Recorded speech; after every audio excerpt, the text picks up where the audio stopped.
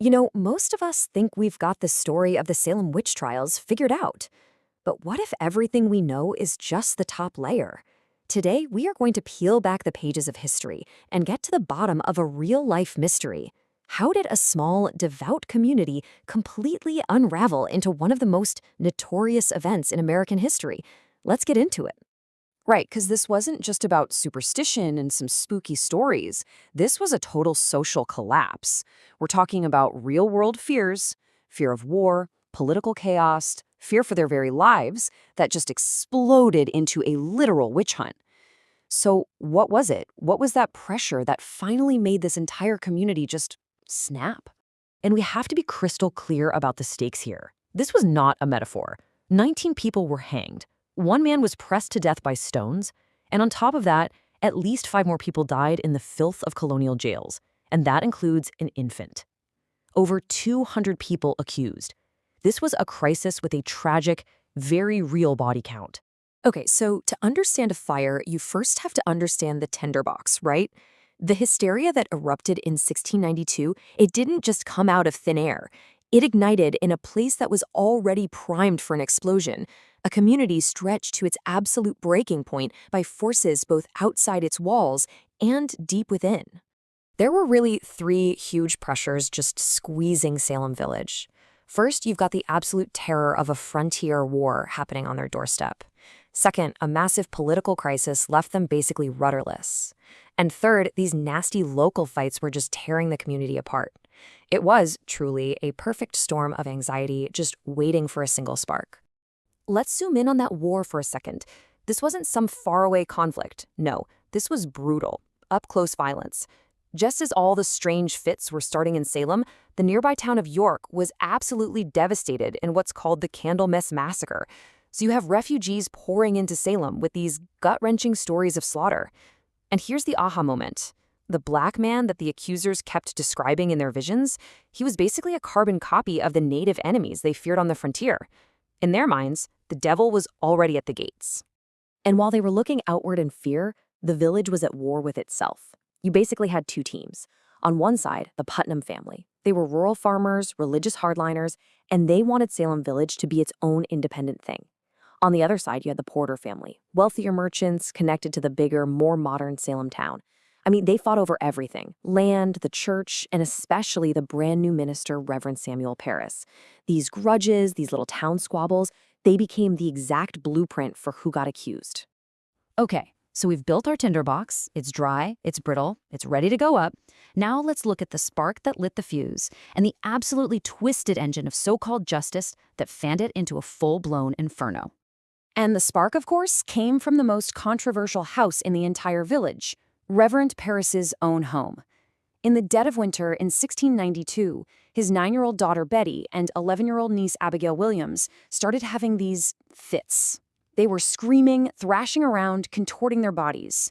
The local doctor couldn't find anything physically wrong with them, so he delivered the one diagnosis that lit the match. They were under an evil hand. So everyone pressures the girls, who is doing this to you? And just look at who they named. Tituba, an enslaved woman in the Parris house, Sarah Good, a homeless woman who begged for a living, and Sarah Osborne, an elderly woman who was, and this is crucial, in a land dispute with the powerful Putnam family. I mean, you couldn't have picked more perfect targets. They were outsiders, they were powerless, and people were already suspicious of them. Now let's talk about the engine. On the surface, the whole legal process looked legit. You had official complaints, warrants, examinations, grand juries. They even set up a special court, the Court of Ire and Terminer, just to handle the crisis. But this machine had a fatal flaw in its design. And that flaw was something called spectral evidence. Now get this.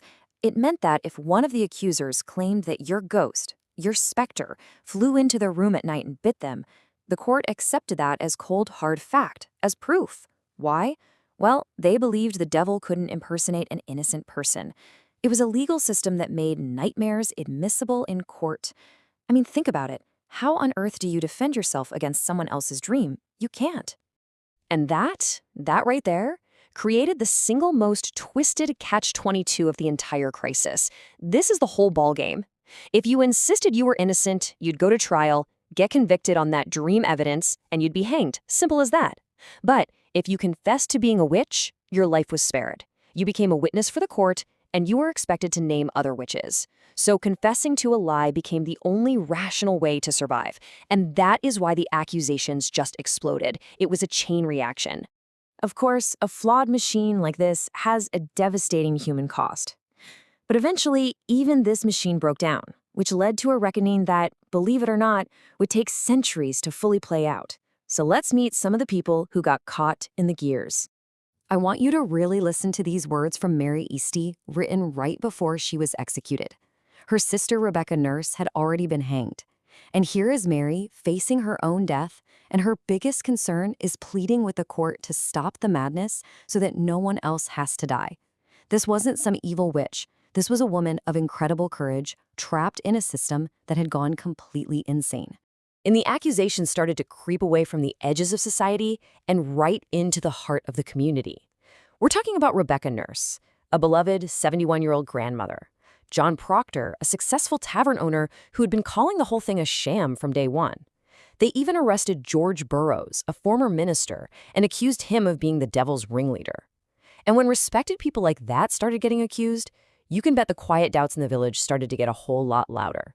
But no story captures the pure, brutal absurdity of it all like Giles Corey's. He was 81 years old, and he knew the trial was a fraud. So he used a strange legal loophole. He refused to plead guilty or not guilty. The official punishment for that was torture. They would press the person with heavy stones to force a plea.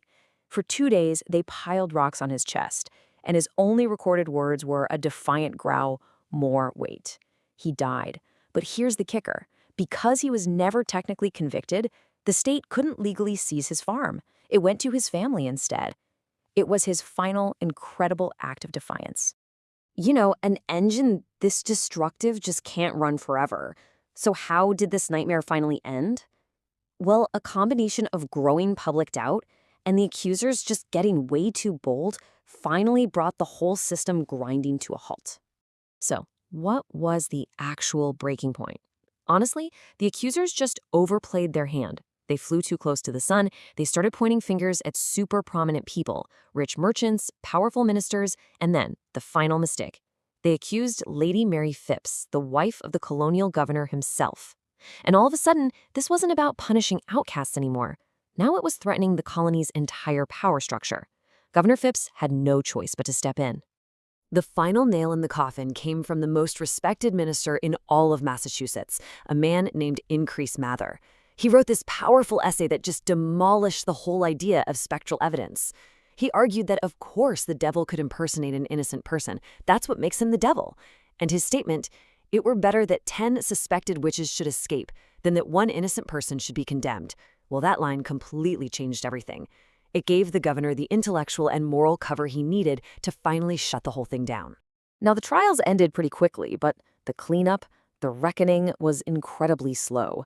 Governor Phipps dissolved the court in late 1692, but it took until 1711 for an official apology and some money for the families.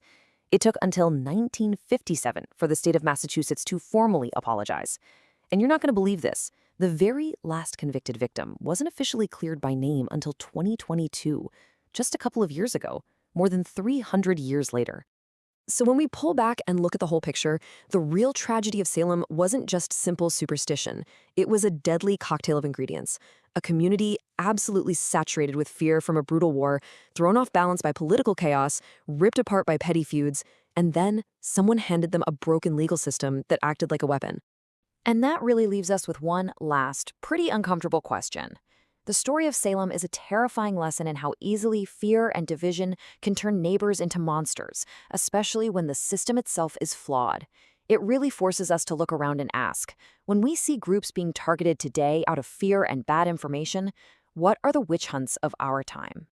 Thank you so much for spending your time learning with us today. If you found this insightful, please like, comment with what surprised you most, and subscribe to InfoNow for more deep dives into our world's history.